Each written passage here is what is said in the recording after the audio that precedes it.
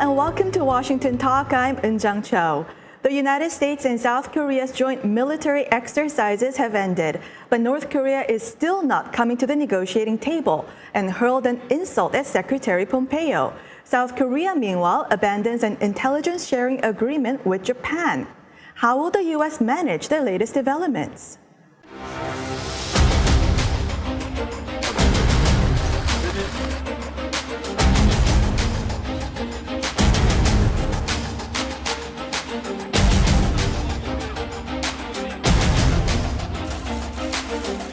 We are prepared to engage as soon as we hear from our counterparts in North Korea.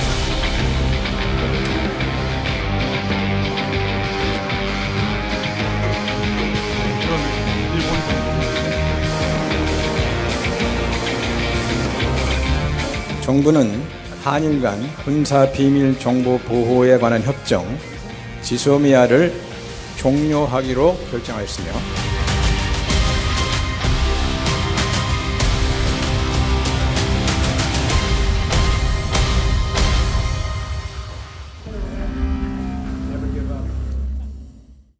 In the studio with me today, Mr. Frank senior expert on North Korea at the United States Institute of Peace. Mr. Served as the senior advisor for North Korea in the Office of the Secretary of Defense. Also joining me, Mr. Scott Snyder, Director of U.S.-Korea Policy Program at the Council on Foreign Relations. His latest book, South Korea at the Crossroads, charts the evolution of South Korean foreign policy and strategic choices. Welcome to the program. Good to be here. Thanks. Scott, let me begin with you. So, Special Representative Biegun was in South Korea, but he failed to meet with his North Korean counterparts. Yet, Chairman Kim Jong-un wrote a letter to President Trump and said he would like to resume negotiations as soon as the joint military drills between U.S. and South Korea are over. So, why is North Korea keep on making promises and breaking them? Well, I think that the North Koreans detect over-eagerness on the part of the United States to get back to talks. And they also see strategic weakness on the part of the U.S., especially in the context of rising tensions between Japan and South Korea. And so the North Koreans see dragging things out as to their advantage. But the other problem is that this sort of behavior reduces credibility of North Korea in the eyes of the U.S. and makes people more doubtful that Kim Jong-un will honor his verbal pledge to achieve complete denuclearization. Mm-hmm. What is your take, Frank? Why is North Korea not coming back to the negotiating table? And is North Korea going back to its old playbook of dragging its feet and salami slicing? Well, I think we have to recognize several things. One is that negotiations take time, and all the past agreements that we've had with North Korea, whether it's the agreed framework or the commitments in the six-party talks, it took many years to achieve those. And so remember that we are 1 year removed from the Singapore summit. Relatively speaking, that's not a whole lot of time that has passed, so it's going to take time. Second, we also have to recognize that North Korea also have their own complaints about broken promises. So they've been complaining for most of the year about President Trump sort of backtracking on the suspension of military exercises. They find the Dongmeng modification to be not Trump living up to his word. Also, they're very concerned about the F-35 stealth fighters that South Korea is taking possession of by the end of this year. They feel like that does not live up to the Panmunjom Declaration commitments and the idea of defusing military tensions on the peninsula. So I think it's still a bit early, right? The military exercise just ended this week, and also we're trying to figure out, how we're not getting back to exercise. I think we should wait a bit and see how things develop from here. Mm-hmm. And Frank, regarding those assertions from North Korea that U.S. is not keeping its promises, Secretary Pompeo actually said that U.S. is doing exactly what President Trump promised to Chairman Kim, and nobody was in that room, right? And what do you make of North Korea hurling an insult at Secretary Pompeo at this time?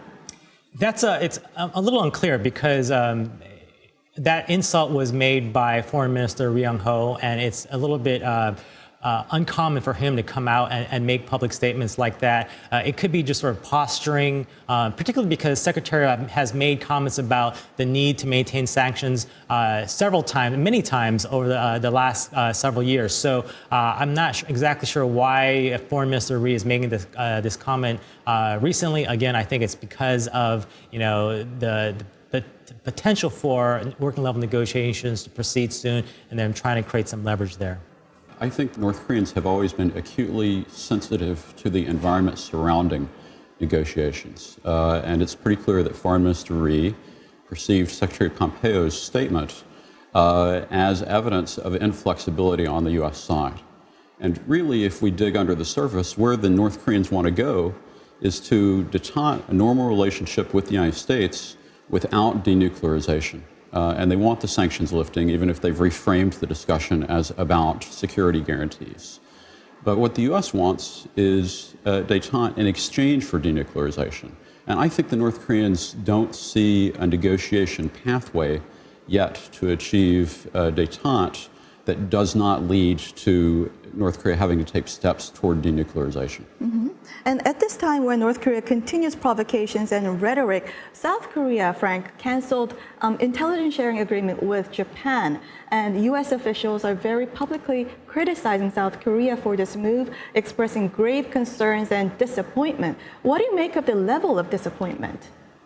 Well, so the Defense Department expressed strong disappointment, and I think that's understandable. I served at the Defense Department between 2010 and 2017. I didn't work on the Jisomia directly, but I understand all of the work that was required by all three sides to make this agreement happen after many years. The three countries share a threat from North Korea, and so this sort of move by South Korea is very hard to understand. It doesn't help in terms of security. It doesn't help in terms of the dispute between the two countries. I'm not sure what their calculus was. Obviously, they're trying to gain some political benefit, maybe even some leverage against Japan and the United States, but it's sort of a mind-boggling decision. Mm-hmm. So was it purely a domestic decision, Scott?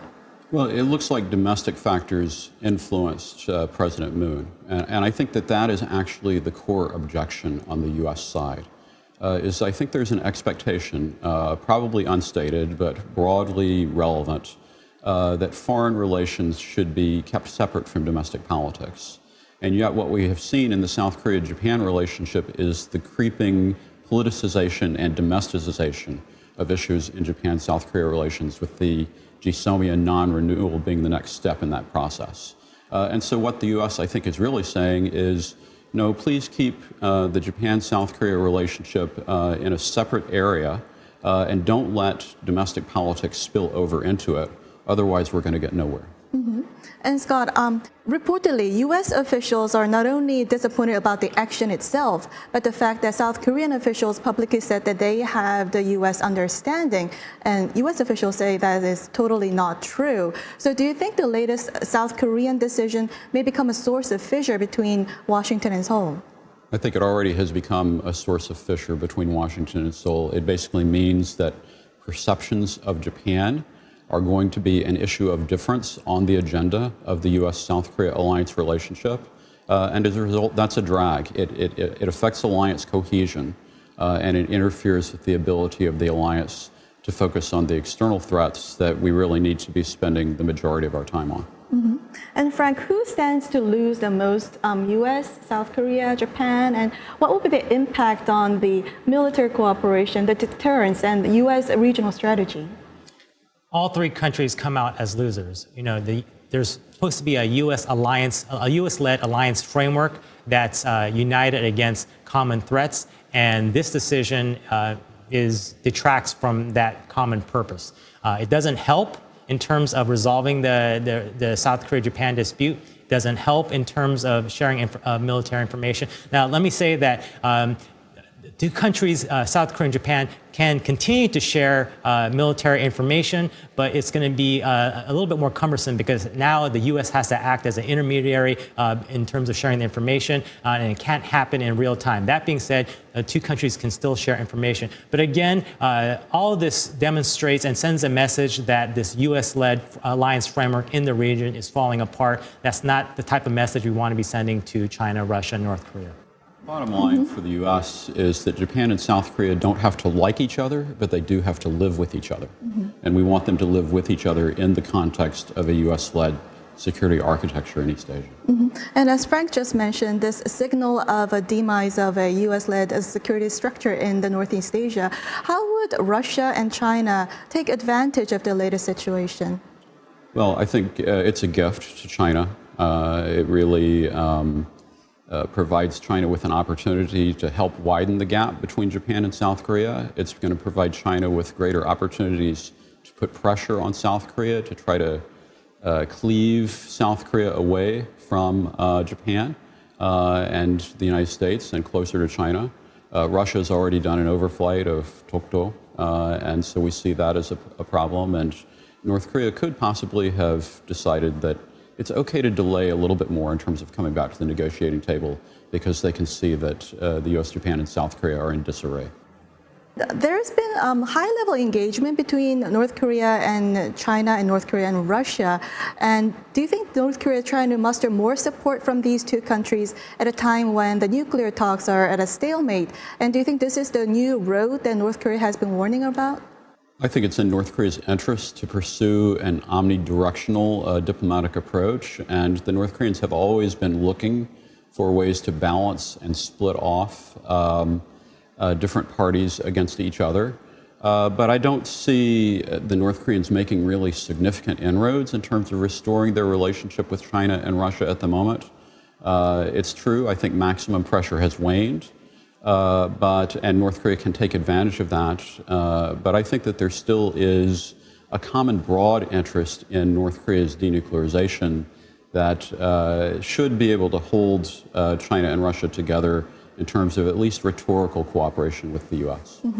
And Frank, this week, Special Representative Biegun was in South Korea, and he told people that he will not take up the diplomatic post in Russia. And there were rumors that he would be the next U.S. ambassador to Russia. And why do you think Special Representative Biegun voluntarily dismissed this rumor? Well, I think, first of all, this is the question on everyone's mind as we are on the precipice of returning back to working level negotiations. Hopefully, people are wondering whether he's going to stay on. So I think he wanted to get that question out of the way. He doesn't want to be a lame duck envoy that would diminish his leverage going into working level negotiations. So that makes sense. That being said, I do think that just because he's saying that right now doesn't mean that he's going to hold to that. He certainly has a Russia background.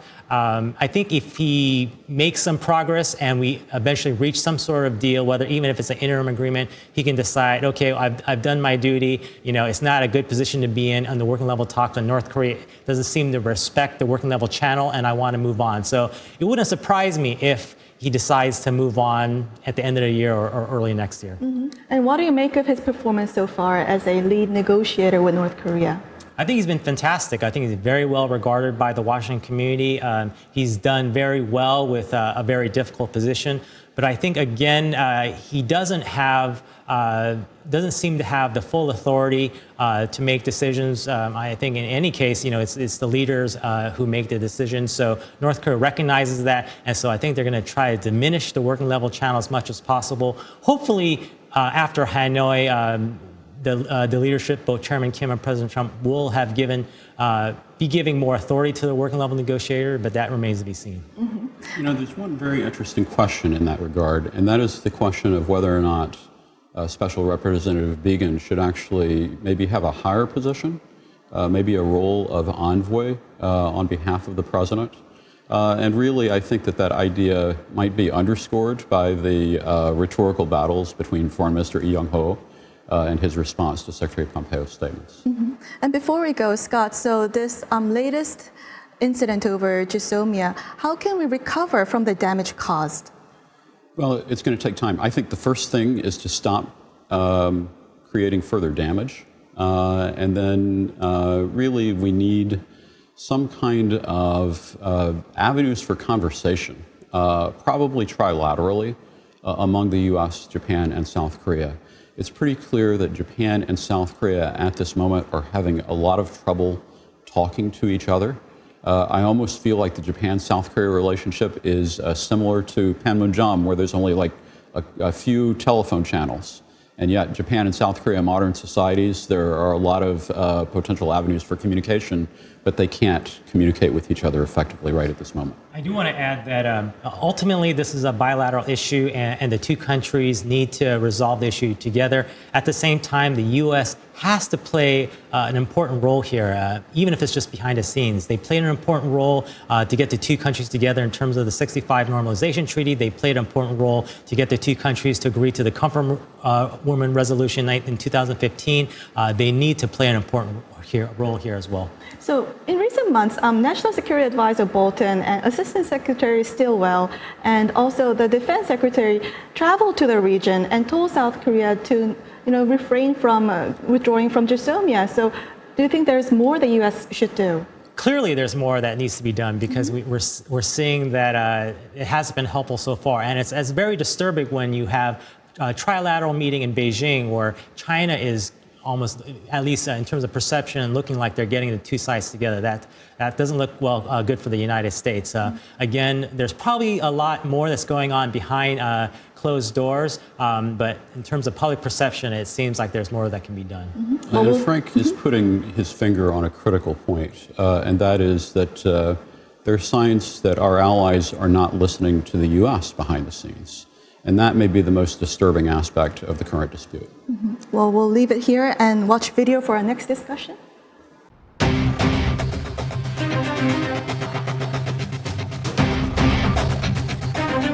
As it relates to North Korea, we obviously issue travel warnings for American citizens.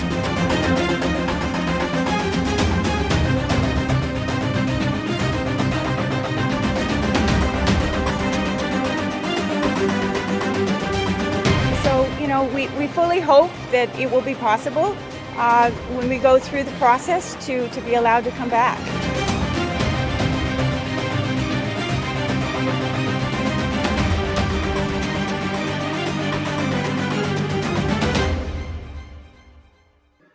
The State Department extended a ban on American travels to North Korea for another year. The ban was first introduced 2 years ago, following the death of American college student Otto Warmbier, who had been detained in North Korea. Now, Frank, Washington sends out signals that it wants talks with North Korea, yet what should we make of the latest travel ban extension? Is this another way of putting pressure on North Korea? Yeah, so I think it's a bit contradictory if you're saying that you want to have better relations with North Korea, but then you're continuing to impose the travel ban. That being said, I think there's a couple of reasons for the imposition and the extension of the travel. One is that there seems to be an escalation in terms of detention of U.S. citizens by North Korea, and so that's problematic from not only a humanitarian standpoint, but also political, as well as in terms of negotiations. And then second, if we're trying to maintain pressure on North Korea, we want to ensure that we clamp down on the funds that North Korea receives through U.S. tourists and travelers.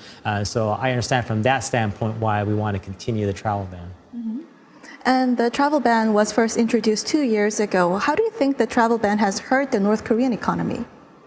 Well, it probably hasn't hurt the North Korean economy that much. I really think that it is more of a self-protective measure related to U.S. citizens. From a political perspective, President Trump was able to get hostages back. He doesn't want North Korea to take more hostages.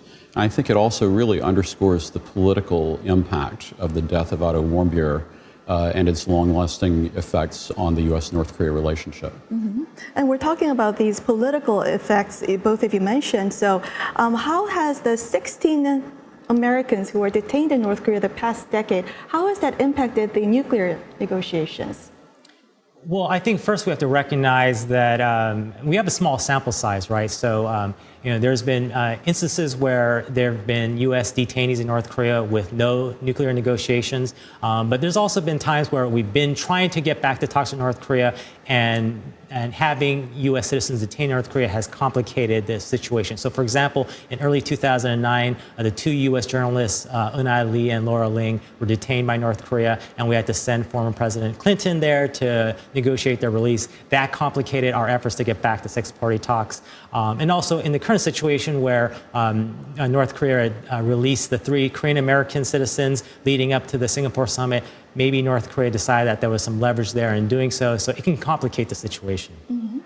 And China, when we talk about international travels to North Korea, more than 90% are Chinese travelers. And Japanese media reports that after Xi Jinping's visit to North Korea, he made orders to the Chinese travel agencies to beef up the number of Chinese travelers to 5 million people. So what has been the linkage between the Chinese travelers and the relations between Beijing and Pyongyang? Well, this has become China's main means of providing indirect budget support to North Korea.